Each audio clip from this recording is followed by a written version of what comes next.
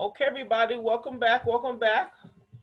We weren't together for last Monday, but it kind of worked out for us in that you got my email. I was sharing with you that somehow we were a little bit ahead, so we get to have the time today to talk about what we would have talked about last week.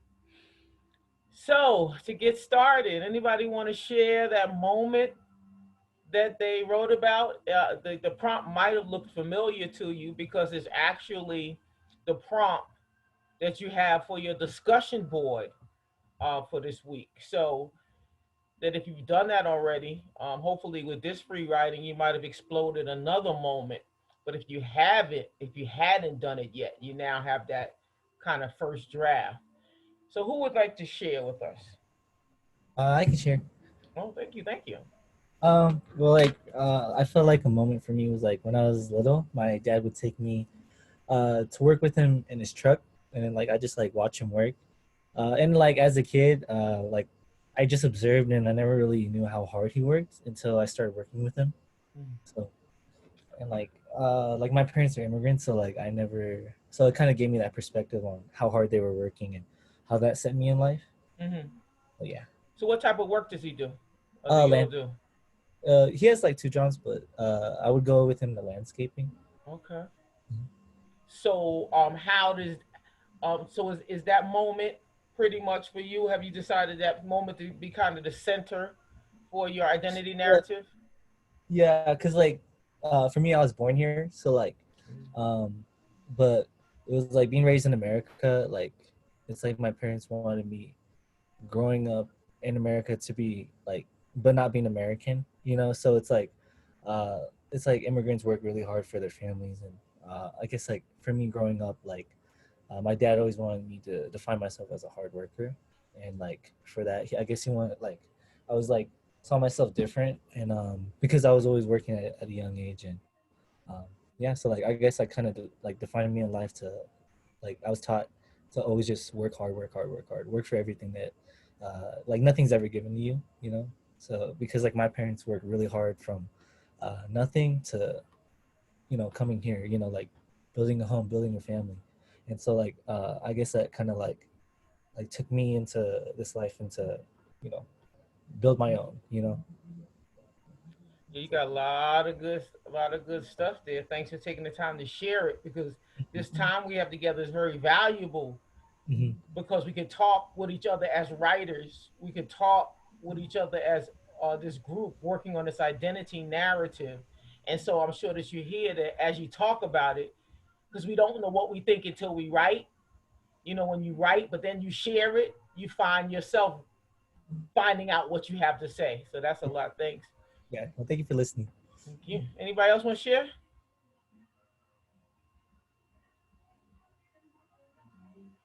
Okay, yeah. That's it. Nobody else? All right. I'm gonna go to I'm gonna share my screen. Let's go to our class. See, what's the best way to get there. This screen has probably got a lot of stuff open. Uh, okay. I thought our class was open already, but let's go here.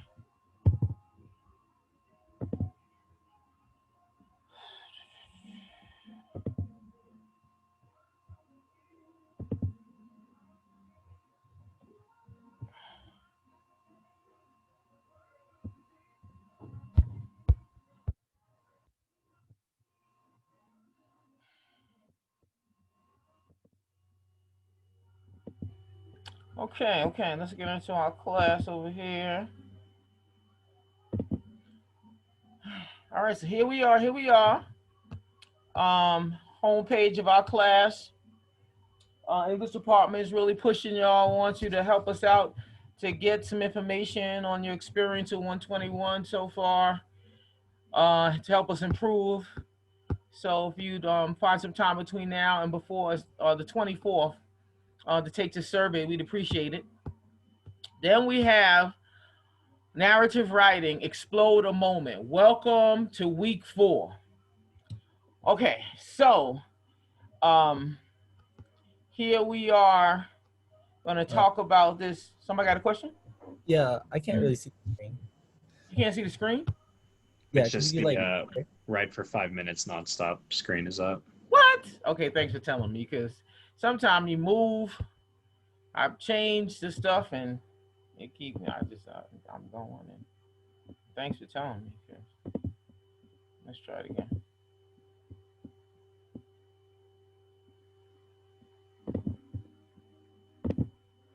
Okay, y'all can see it now? Yep. Okay, great, thanks. Yeah, make sure to tell me real quickly. Okay, all right, so here we are, week 4. Uh, talking about explode a moment. I often think about when they talk about this concept of exploding a moment, I find myself thinking about kernels of popcorn. Did you ever notice how all the kernels of popcorn, before they popped, they all look the same? But once you take it through this process, put that heat to it for a certain amount of time, that piece, that kernel explodes, and this big, gigantic thing comes out of that little kernel. And each one of those kernels are unique. And that's what you're aiming to do in writing your identity narrative, in telling your story. This idea about how to slow down time, how to choose the specific words that will appeal to the senses, and how to take one moment and explode it, and then another moment, and then another moment. And there may be these key moments in your story that you want to explode.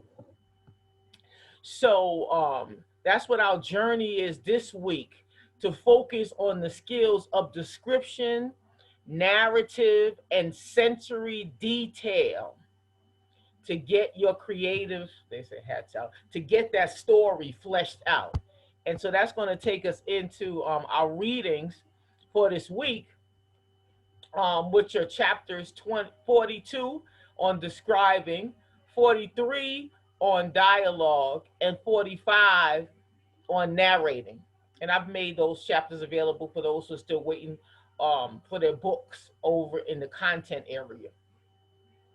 And your discussion this week, which we'll talk about, is actually walking through this process of exploding the moment.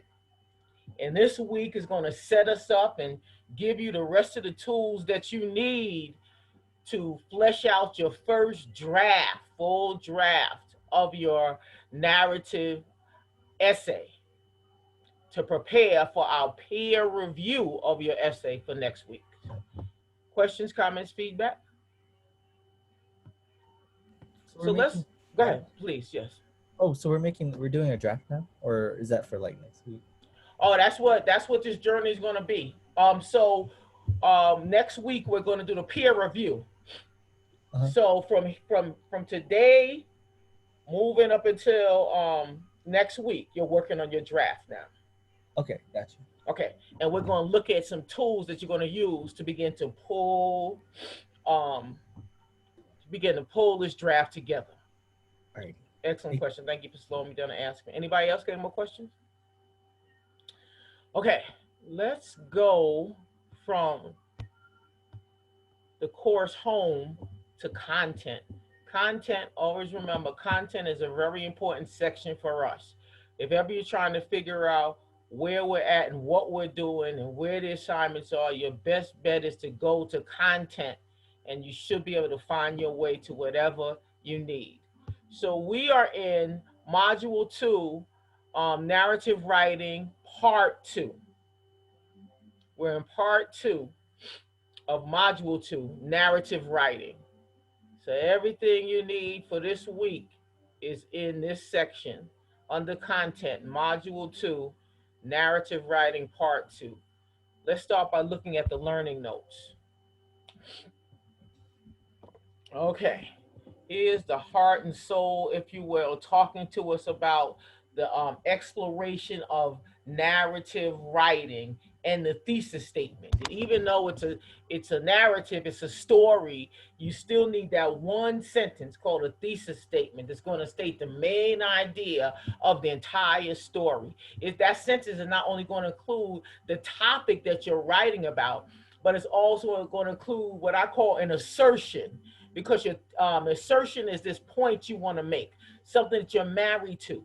Keep in mind, you're telling your story, you choose the story, but you're telling that story because you have a purpose. You want to get something across to your audience more than just your story. You want to explain something, develop something, or teach something.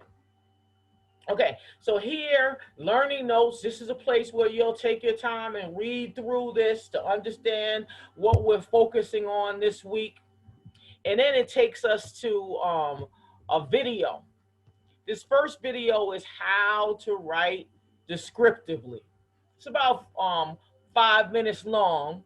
So we're actually going to, I think, make the investment and spend this 5 minutes together and watch this video together. I want to say this before we watch it. Two things. One, take good notes while you're watching it. Remember, any of the videos that we're watching, we're not watching them passively. We're watching them actively. And so you're writing down notes and recording things that jump out at you, that you really think you can use, that may answer some unasked questions that you have. The other thing I want to say before we watch this video is how the video was called How to Write Fiction That Comes to Life. And I wanted to say that we're not writing fiction, right? Because a narrative, the story you're telling, is based on a real experience.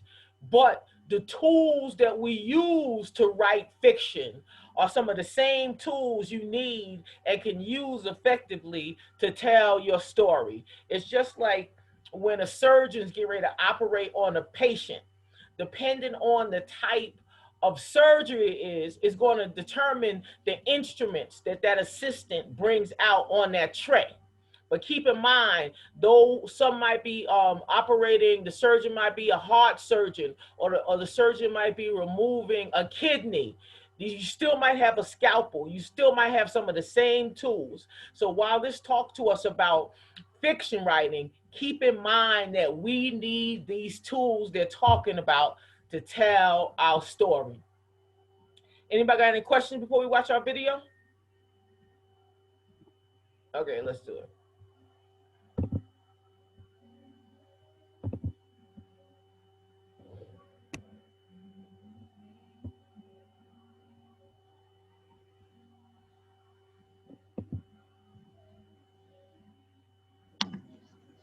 We can't hear it. Or at least I can't. I can't hear Okay, it. thanks. Yeah, that's me. Hold on. Thank you.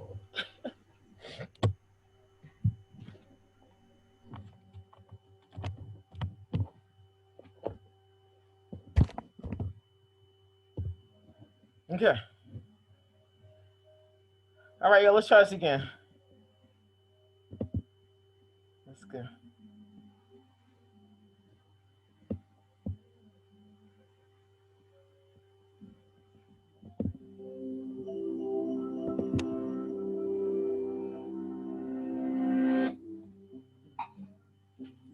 We read fiction for many reasons. To be entertained, to find out whodunit, to travel to strange new planets, to be scared, to laugh, to cry, to think, to feel, to be so absorbed that for a while we forget where we are.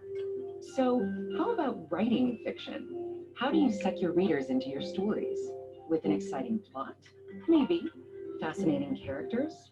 Probably. Beautiful language? Perhaps. Billy's legs are noodles. The ends of her hair are poison needles. Her tongue is a bristly sponge, and her eyes are bags of bleach. Did that description almost make you feel as queasy as Billy? We grasp that Billy's legs aren't actually noodles. To Billy, they feel as limp as cooked noodles. It's an implied comparison, a metaphor. So why not simply write it like this? Billy feels nauseated and weak. Chances are, The second description wasn't as vivid to you as the first. The point of fiction is to cast a spell, a momentary illusion that you are living in the world of the story. Fiction engages the senses, Oh, sorry. I'll tell you, I got challenges with helps this. us create vivid mental simulacra of the experiences the characters are having.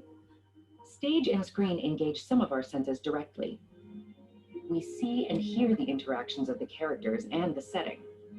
But with prose fiction, all you have is static symbols on a contrasting background. If you describe the story in matter-of-fact, non-tactile language, the spell risks being a weak one. Your reader may not get much beyond interpreting the squiggles. She will understand what Billy feels like, but she won't feel what Billy feels. She'll be reading, not immersed in the world of the story, discovering the truths of Billy's life at the same time that Billy herself does. Fiction plays with our senses: taste, smell, touch, hearing, sight, and the sense of motion.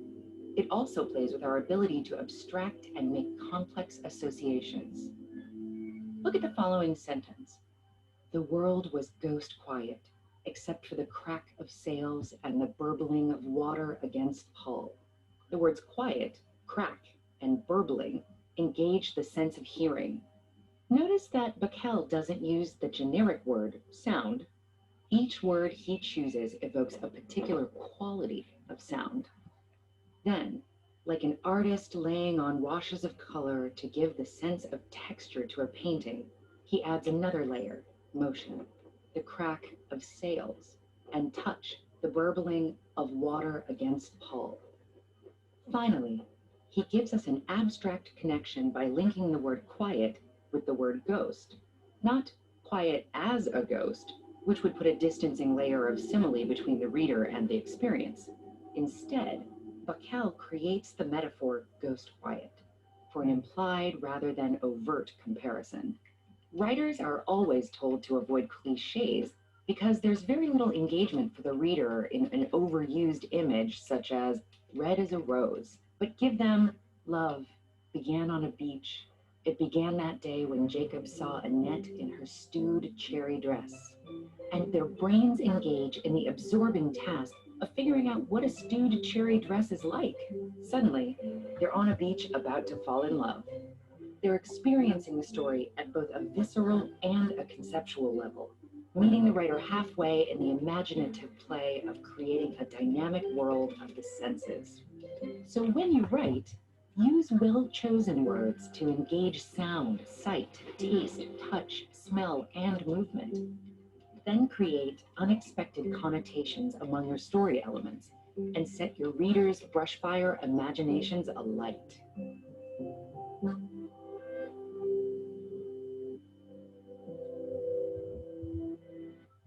Okay. So our job, your job as a writer, and then you can go back and watch this video, again. Your job as a writer is to choose language that creates a dynamic world that engages the senses. We want to feel, sense. We want to taste, touch. We want to. This is how you make the reader engage with your emotions to evoke pity or joy. Questions, comments, feedback? All right. Let's hold on. Let's again, these videos are there for you to watch and rewatch as you need, as you're really thinking through and reading through these learning notes. But we're gonna spend the 6 minutes and watch this next one together because it really addresses what you're working on this week about exploding the moment and to give us some feedback about what that really means and technically how do I do it. Okay, so let's watch this. Slowing down time.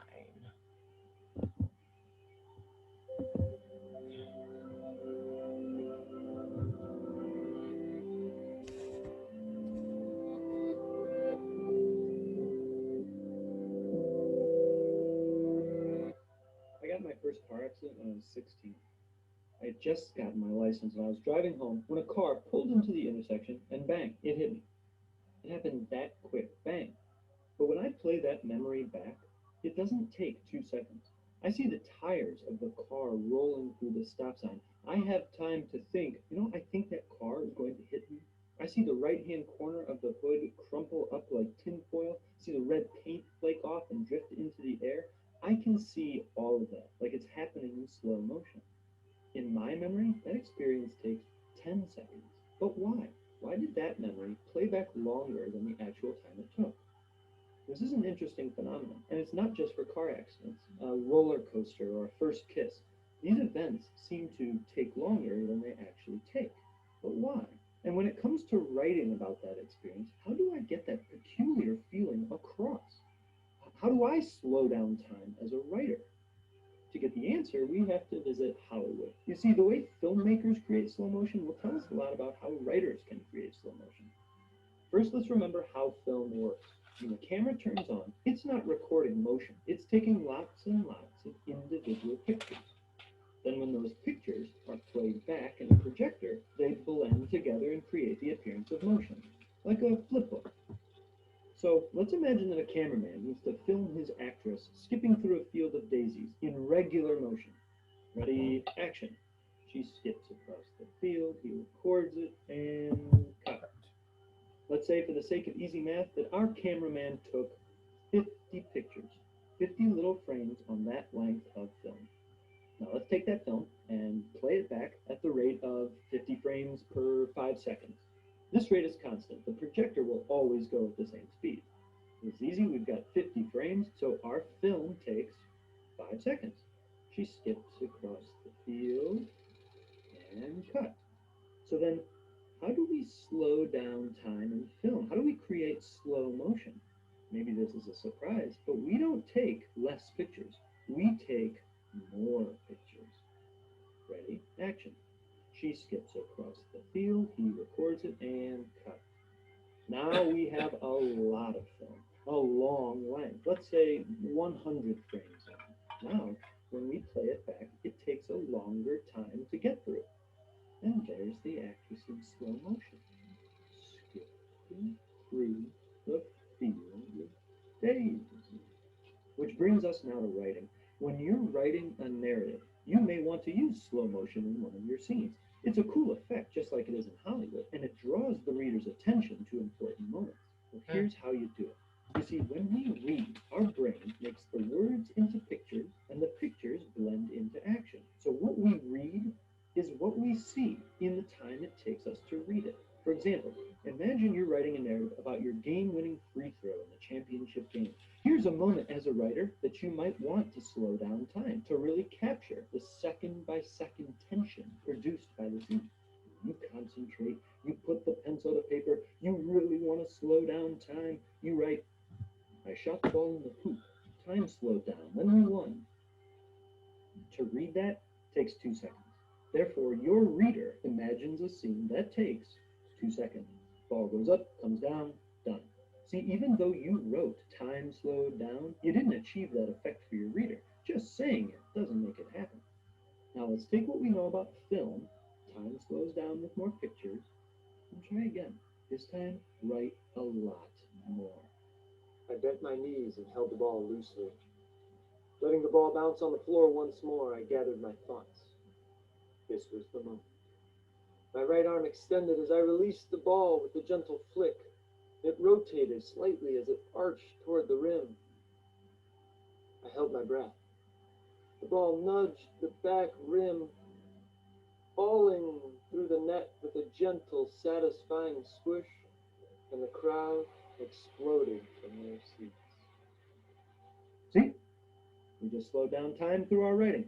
The bottom line is this. There are moments in life that take longer than they actually take. When you're planning out your narrative, think about those moments, those snippets of life that took longer than the watch.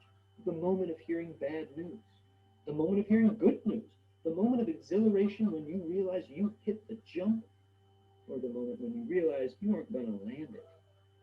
Once you identify these moments in your narrative, you can use this effect of slow motion when you write. Just remember, it's not enough to say, time slowed down, and it's not enough to throw a couple adjectives in a sentence and call it done either. Descriptive writing is good writing, that's true. But if you want to express the feeling of slow motion in life, you have to actually take up more physical space on the page. Use more film, so to speak. In doing so, you will create tension and keep your reader interested. And that way, the next time you write, you'll control the camera of your own writing.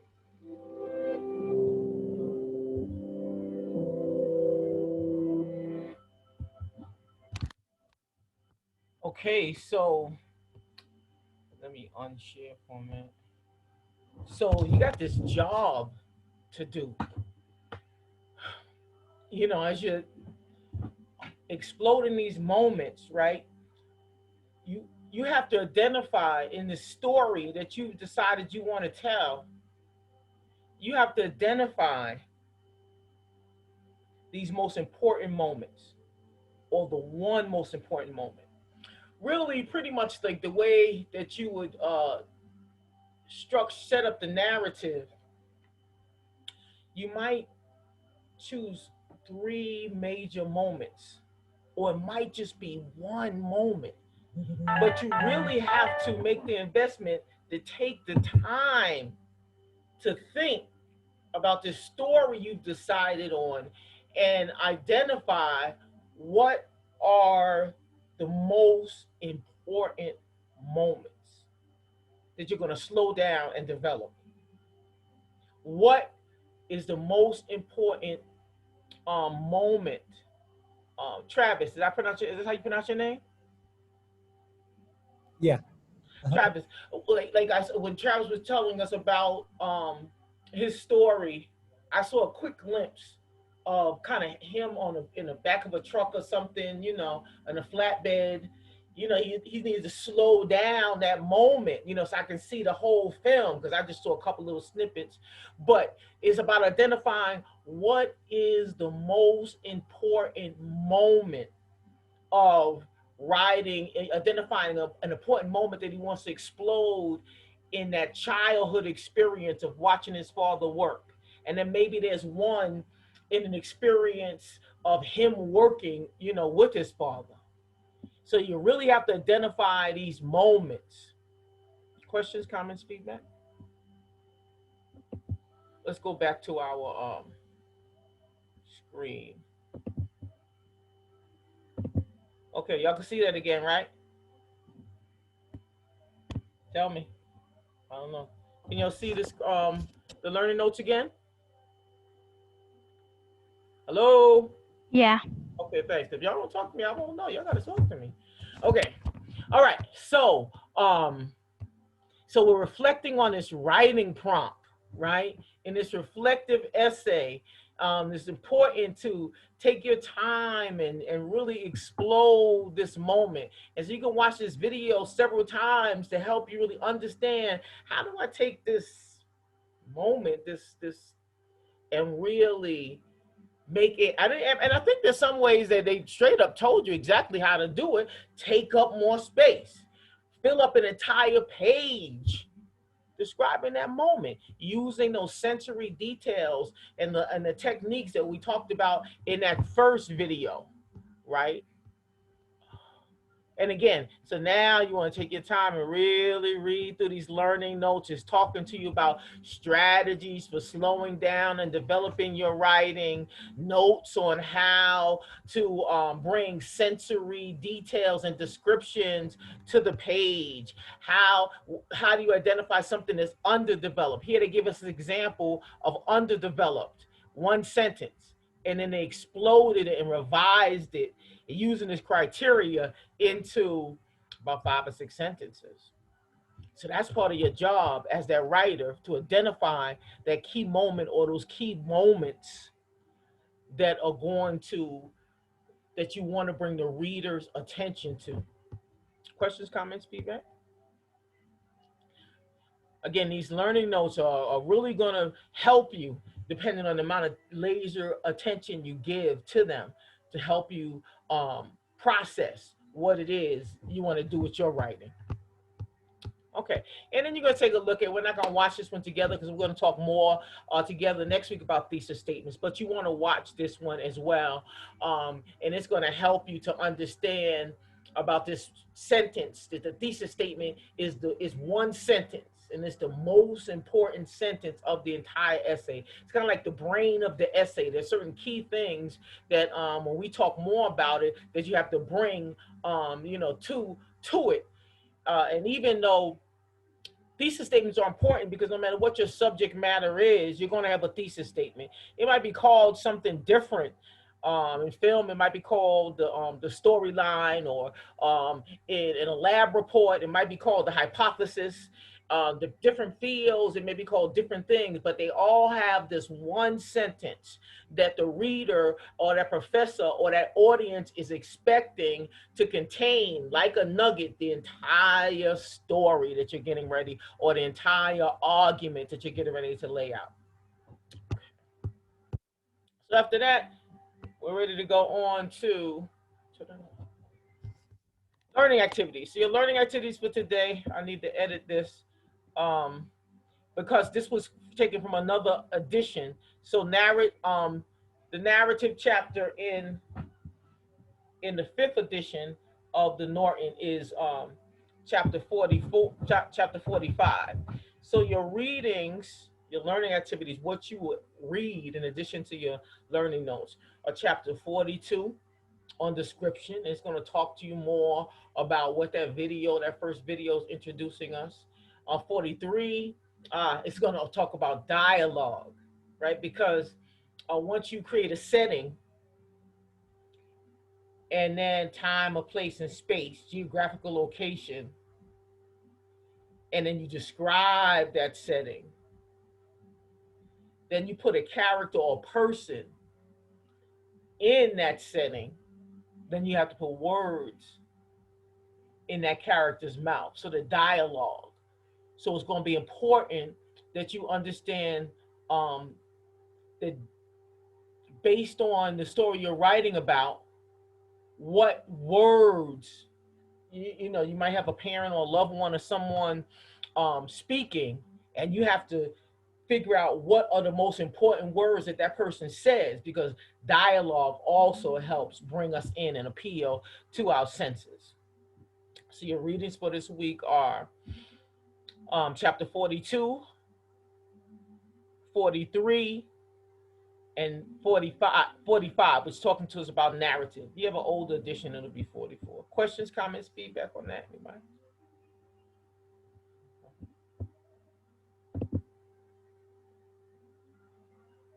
Okay, and in addition to your reading, you're now working on your discussion board, exploding a moment. So here are instructions. This is due on discussion board by this Wednesday, the 16th, and then you're to come back a couple of times between Wednesday and Sunday and respond to peers. So in this discussion, we will practice adding sensory details to slow down time and emphasize a moment in narrative writing.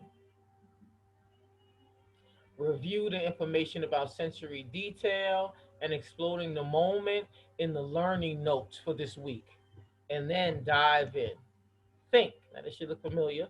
This is actually the prompt that we did with our first 5 minutes together today. Think of a moment that you might want to use in your narrative essay.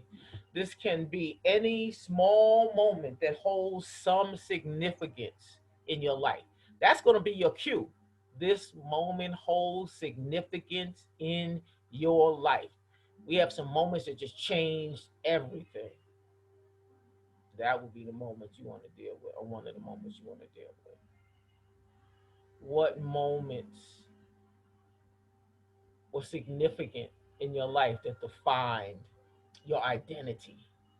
And not even so much the whole big event of it, but to look into that event and find that moment that changed or helped define your identity.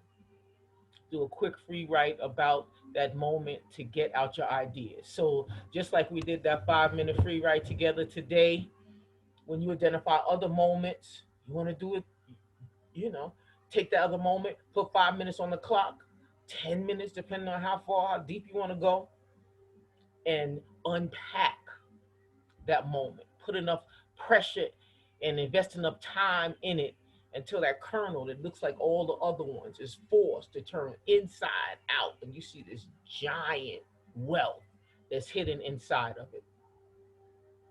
So you're thinking about that. And then it says now write in your initial post, write at least 2 paragraphs where you explode that moment. So we're really challenging you here. Write at least 2 paragraphs where you explode that moment. So we're going after it, you know, for you to really take that, identify that moment and write at least 2 paragraphs. Remember, you're developing it by adding sensory details. You're developing it by slowing time down, fill up the page all about that moment. What was the weather like? Was the sun out? Was something cooking in the kitchen? Then, again, you're focusing on sensory details and helping the reader experience your emotions with you. Remember how you felt during that moment, and use sensory details to help the reader experience your emotions at that time. Now, the reader will experience them uniquely based on their emotions, but you are unpacking your moment. So you help the reader to feel what you felt, and then you'll connect with the reader as they feel your emotions from their own personal experience. Okay. And then once you've posted your initial response, return to the discussion board thread several times throughout the week and read and reply to peers' posts. So notice it's saying you only have to respond to 2 peers, but notice it's saying return several times. Because for you to really, because remember we're talking also about the writing or practicing and using and talking about the writing process. Writing is a process. So if you don't have time between these activities, you are gypping yourself of the process, of the writing process. So if it says return several times, the first time you go back and you read some of your classmates' response, you're not necessarily going to respond right then and there. You might take some notes and jot some things down because you're looking for things in there that you kind of identify and connect with. But you might want to just browse, several times and write down particular notes for yourself before you just, instead of responding just off the top of your head. And then if you come back a day later, see, you got to understand the way our brilliant minds work. When you put in information, the mind processes it. And so your mind is doing some work with that whole, between the time you exploded that moment and now you're reading that post and you're thinking all about all of this and it's bringing all of it together. And so that's why you want to allow yourself some time to go back and read some posts, to go away for a little while and then come back. If not, you're not really taking advantage of what your brilliant mind is doing with all this information. See, understand this, the way your brilliant mind works is that it's like making soup or like gumbo. You put all of this stuff in there. You read this, read the learning notes, read chapter 42, 43, 45. Think about your identity. Think about the story you want to tell. You're putting all of this stuff in. And when you put it in and you go away and you're thinking about it, understanding you're thinking, see, it says think and write, think and write, think and write. While thinking is the work, it's a big part of the work. It might really be 75 or 80% of the entire job. Right? Which is why, we're in college, because we decided that we want to make money with our brains and not our back.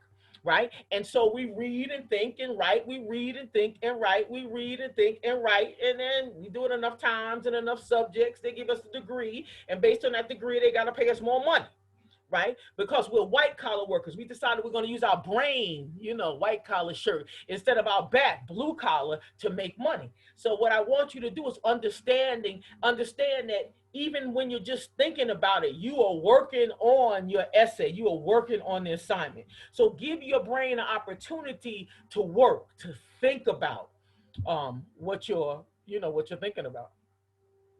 So you'll come back and you must several times, and you must thoroughly reply to at least two of your peers. So you don't want to just write one quick line. Again, it needs to be this thorough response. As you respond to your peers, give each other kudos for description.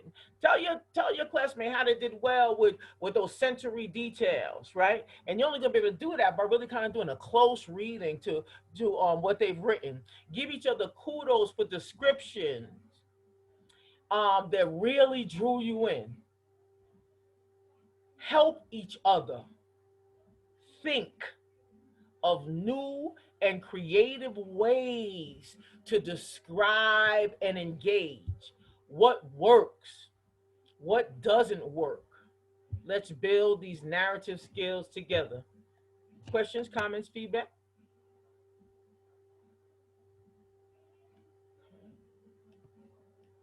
Let's see what's next. Okay. And so as we walk through that journey, learning notes, chapters, critically and actively reading, not passively, which means when I say critically and actively, that you want to read with a pen or pencil or something in the hand. Maybe you want to print it out. If you have a hard copy of the book, you might want to write, actually write words down, underline things while you're reading. When you actively engage with the reading, your brain is recording information on a deeper level. So you don't just want to read passively. You don't just want to like have it in front of you and read and not record that conversation that you're having in your head with the text. Ever notice that when you read, you hear yourself saying something in response to it? When you read something like, that's stupid, I love that. You want to write those things down. That's active reading. Okay, and so that's our journey. Learning notes, 3 chapters, discussion board posts. Continue to refine your thesis. Watch that video on thesis statement. That thesis statement is, we're going to strategically place it as the last sentence of the introduction. Sometimes it's placed different places, but mostly in academia, no matter what the subject matter is, the professor goes right to the last line of the first paragraph and they look for the thesis statement. And you'll have some professors that if it's not there, that paper's going on the pile with the other papers because they're not going to hunt for your thesis statement. Remember, there's some of the other classes, they're not writing classes. This is a writing class, so we're practicing writing, the process and the structure. But in your psychology class, in your political science class, in your history class, in your nursing class, they're not hunting for stuff. You as the writer, as the student, as the scholar, has to know where to put it. So you strategically place in that thesis statement, that brain to the essay, and that as that last sentence in the introduction. Continue to refine your thesis. We call it a working thesis because as you write it down, it's going to change between now and as you create this draft. And then when we shift into peer review next week, it may change some more. And then the version that's actually in the essay that you'll submit for a grade on the 27th, it should be tighter and refined. Okay, so whether you intended to be implied or explicit in your identity narrative. And as you read, again, there's some additional sources about thesis statement. We'll talk more about this difference between implied and explicit. Develop your storyline. The chapter on narrative is talking to us about that. How are you going to organize it? Are you going to organize it in chronological order? Are you going to organize it in reverse chronological order? Are you going to start with beginning, middle, end? Are you going to start with end, middle, beginning? Or are you going to have flashbacks? Develop your storyline, aka outline. I'm going to do this. I'm going to take these 3 major moments. And then draft your narrative essay. Draft, right? You're writing that first draft of the essay. And keep in mind that this first draft of the essay, that in writing assignments for class, the draft, really the minimum draft that an instructor should see should be the third draft. If you just write up the paper and hand it in, and then you get it back and you're like, wow, you didn't get the grade you expected, that's because you handed in the draft. You should write the first draft. Then let's say if you wrote it, then type it up. Then when you type it up, that's the second draft, right? And then start editing and moving stuff around, right? So your goal is you never want to hand in less than the third draft. So right now, you are now taking these cues and the readings and our conversation, and you're writing up the first draft of your narrative.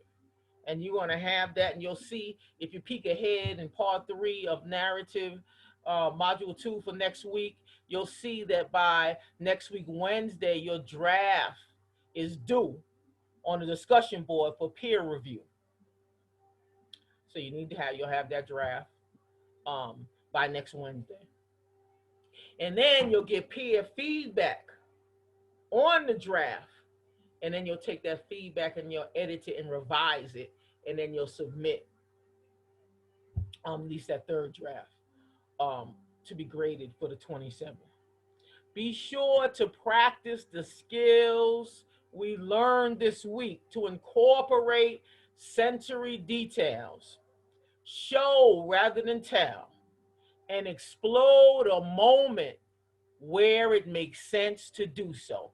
You have to decide what moment and where it makes sense to do so. Next week, we will peer review these essays. So work through the first parts of your writing process and be ready to share a draft next week. Questions, comments, feedback so far? I know you got some questions, you're just not asking them.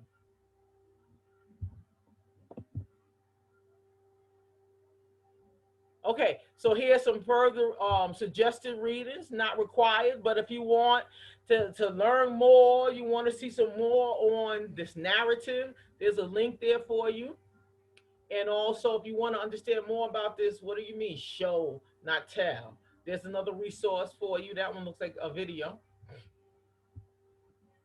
And then that'll take us through module 2, part 2. These are all the references that we've encountered so far in this section on narrative writing. So let's say hypothetically, which I'm not requiring it for this draft, but hypothetically, we're requiring a works cited page.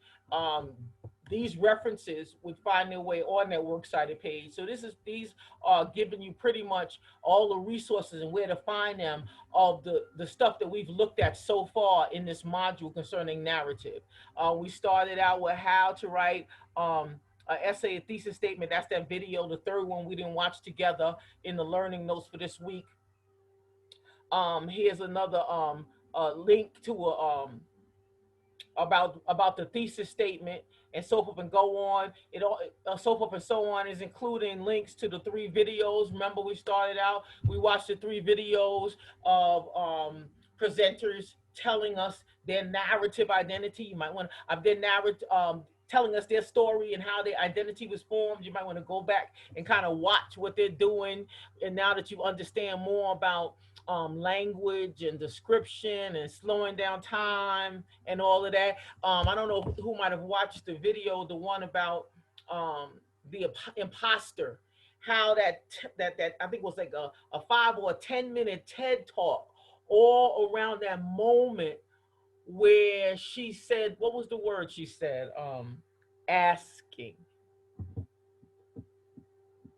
She slowed down that moment to where a professor criticized the way she said asking, and the professor said it's not asking, it's not asking, it's asking. You know, and so that video is a beautiful example of how she exploded that moment and and brought the reader all the way around to her story. So those are the resources. And that was her right there that I was talking about. Dina Simmons. How how students of color confront imposter syndrome. And that'll take us through part 2 of module 2, which then leads us into next week. Okay. Questions, comments, feedback?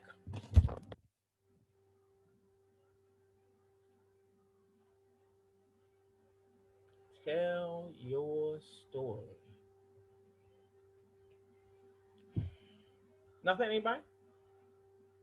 Need any clarity on things? Oh, let me show you something real quick. Let me share my screen again.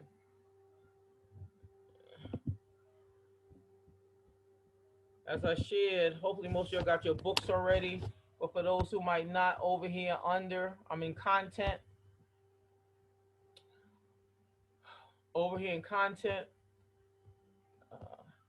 in your class, I got a folder at the bottom. For the, I have a folder. I have a folder at the bottom on the content. Those where I put the first 2 readings from the They Say, I Say, Moves That Matter academic writing.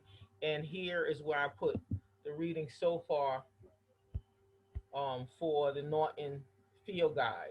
So if you haven't gotten your textbook yet, the readings that you need, you can find them there in that folder under content, describing, dialogue, and narrating.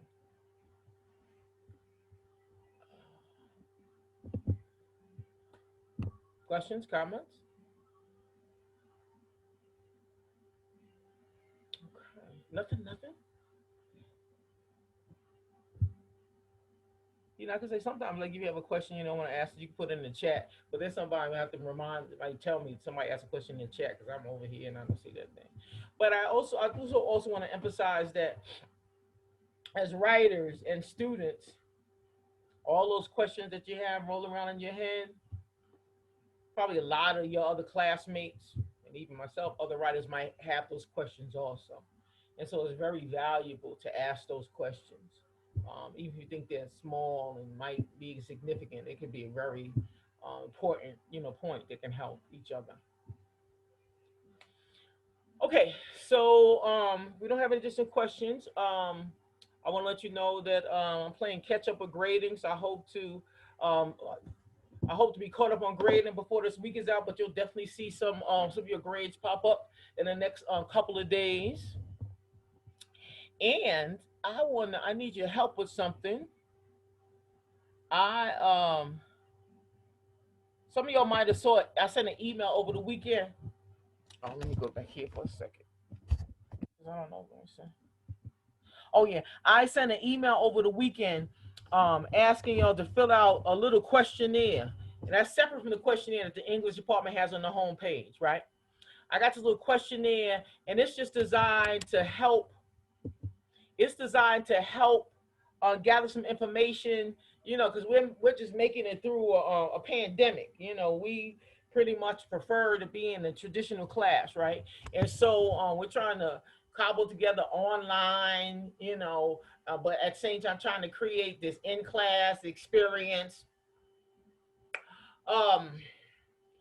So we call it remote learning. And so this little questionnaire I have over here, it's just a few questions that should take less than 5 minutes. That's helping me gather some information for us to understand what skills and also what type of equipment y'all are using out there.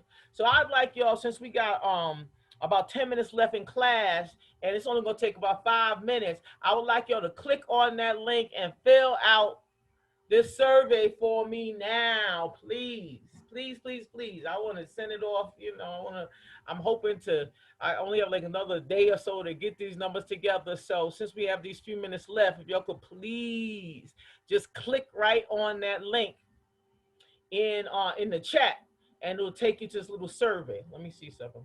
Let me see if I share my screen and see if I do this right.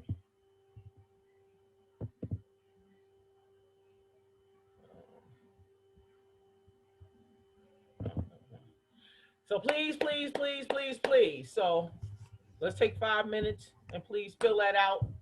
Oh, I guess I shouldn't, I'll stay here for those, for that 5 minutes, but I don't want to, harass you and stare at you. But if I stare at you, maybe you like, actually, maybe I actually fill it out. But I'm saying, since we still have this little bit of time together, so we're not wasting our time, if you could please fill that out for me, I really appreciate it.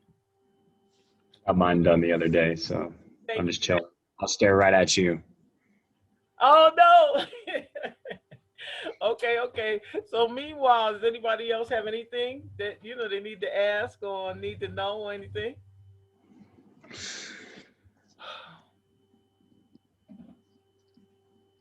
I have a question. Yes. So the references that you showed us earlier, do we need to include that on the essay on the final draft? No. No. Mm-mm. We'll pretty much save that. Where for our once we get into persuasive writing and writing our argument. So no, I'm not going to require you to do a I'm not going to require you to do a works cited page for that. But that does remind me, we need to you need to look at the there's a link on the home page when we start in the announcement, which I didn't look at with y'all together. Let me just go there real quick. Because that brings out something that's very important that I didn't share.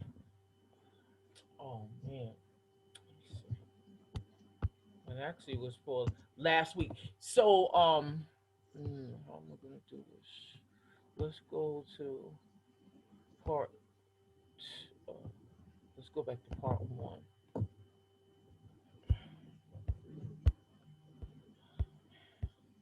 Because you are required to write along with your narrative, to write a cover letter.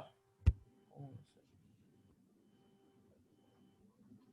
so glad you asked me that question.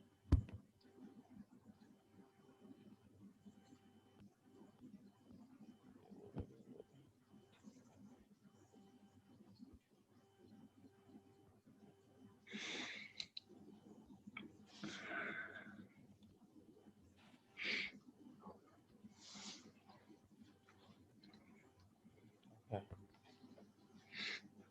I just posted this back up on the home page so I can show you. I left it out too soon.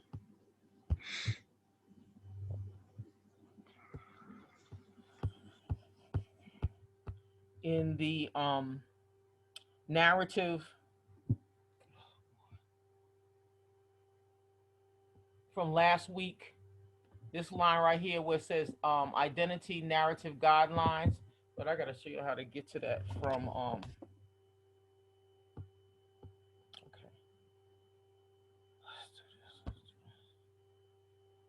Oh, I gotta change that date because I'm pushing it back. It's not due to 20. It's gonna be due on 27th.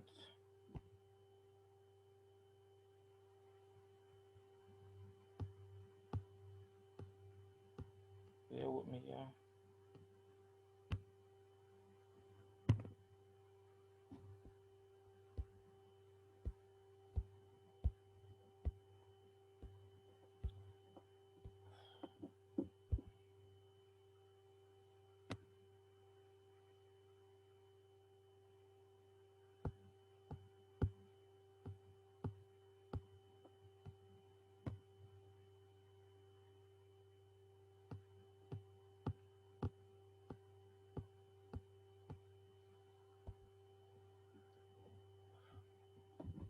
Here is the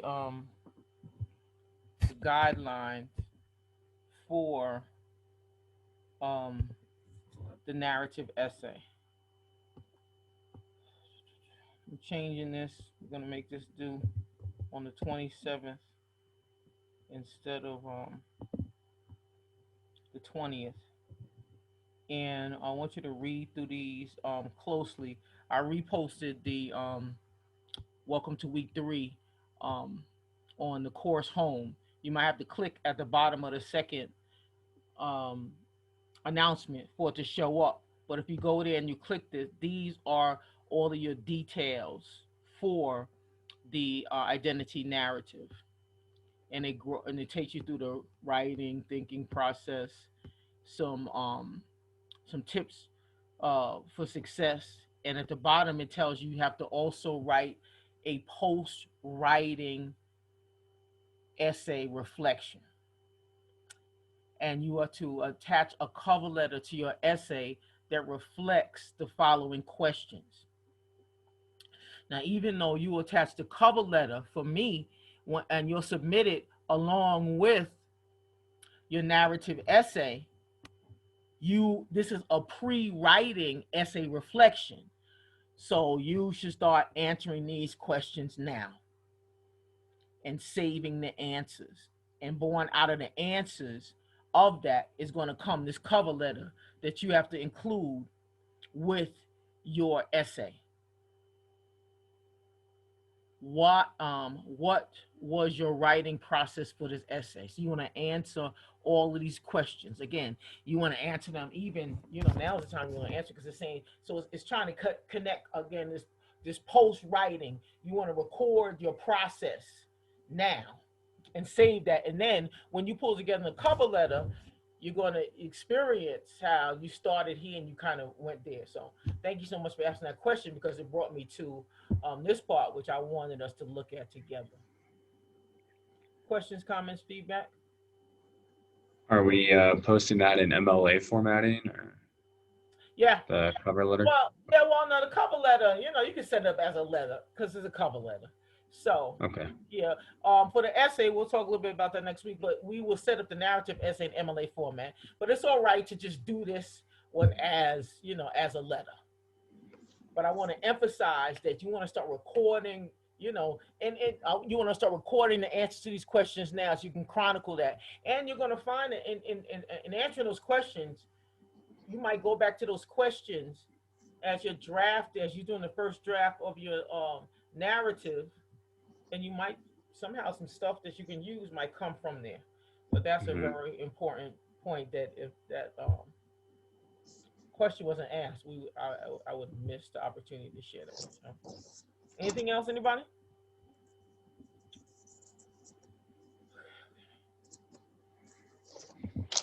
Okay, so thank you. And as we know, we're gonna remind us. I gotta write on cards.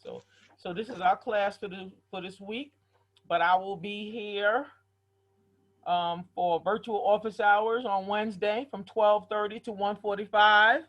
So if you need me, I'll be sitting right here. So you can reach out. If you need to reach out before then, after then, feel free to do so. And I look forward to continuing our journey, as you do your rough draft, and these stories that you're building that I get to read, and in about a week and a half. Cool. All right, y'all. Go ahead. Sorry, on your office hours, can I come in and show you what I got so far on my first draft and kind of go over it, or? We can try to, but office hours are kind of challenging to do that. But I am also a writing coach, so you can make an appointment with me. Either charge me by the hour. Either we can have a half an hour. You can sign up for a half an hour or an entire hour. In which case, then we could talk about stuff in detail, and it can be done virtually, or I actually go to Lowry campus on Thursdays from 2:30 to 5, and on Saturdays from 11 to 2. But if you want to do that, you just go, you just go to, this last thing real quick. And then I turn into, it's like I got like a cape or a phone booth or something. Then I'll turn from being your English teacher to being your writing coach. And you can put before me whatever it is and ask whatever questions and get details. So y'all can see the screen, right? Yeah, I can see it. Y'all see me just go to the homepage for the college? Do y'all see the homepage for the college? Mm-hmm. Okay. Yeah. All right. So go to My CCA, and if you want to make an appointment with me or any other tutor, you just go in and you click on navigate.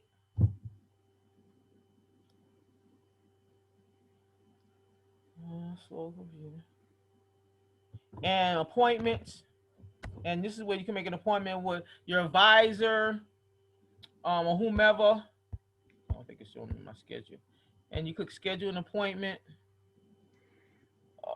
Choose a reason for the appointment. If it's tutoring or you want to meet with an advisor, in this case, tutoring. And we want, just got to scroll down, writing. And then it says, what type of tutoring do you want? Do you want to, oh, we already did that. This thing is redundant sometimes, I'll tell you.